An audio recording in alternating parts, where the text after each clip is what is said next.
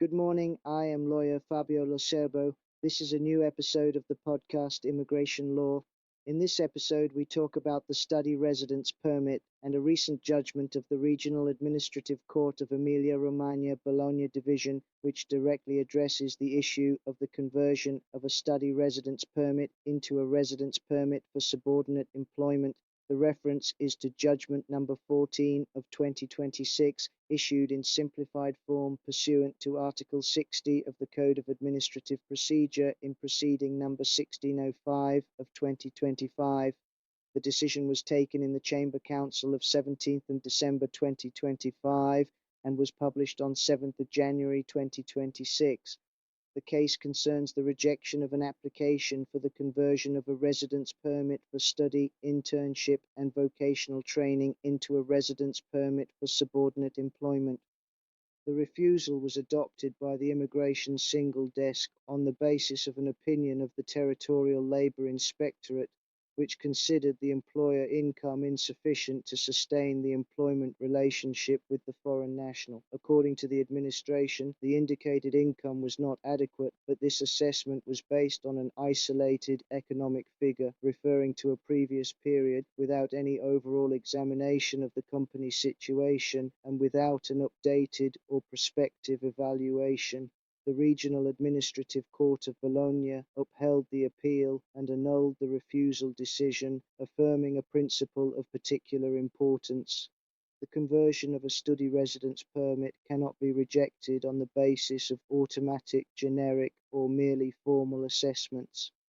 The court clarified that the administration is required to carry out an effective and complete investigation.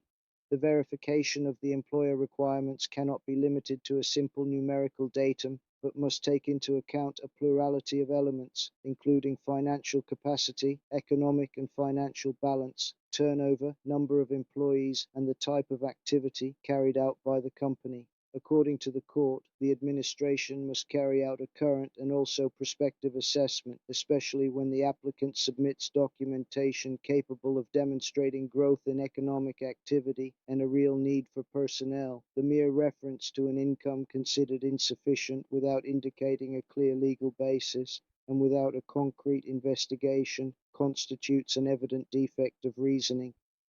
This judgment is particularly significant because it directly affects the issue of the study residence permit, which remains a temporary residence title, but which the legal system expressly links to the possibility of carrying out work activities and under certain conditions to conversion into a work residence permit. The court recalls that the temporary nature of the study residence permit does not justify an unreasonable compression of the possibilities of conversion provided by law.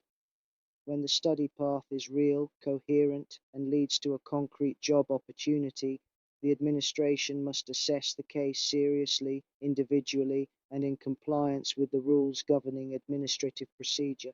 The message of TAR Bologna Judgment Number 14 of 2026 is clear. The study residence permit is not a weak title over which the administration may exercise an unlimited discretionary power. Even in the conversion phase, the principles of adequate investigation, effective reasoning, and reasonableness of the decision apply. See you soon with a new episode of Immigration Law.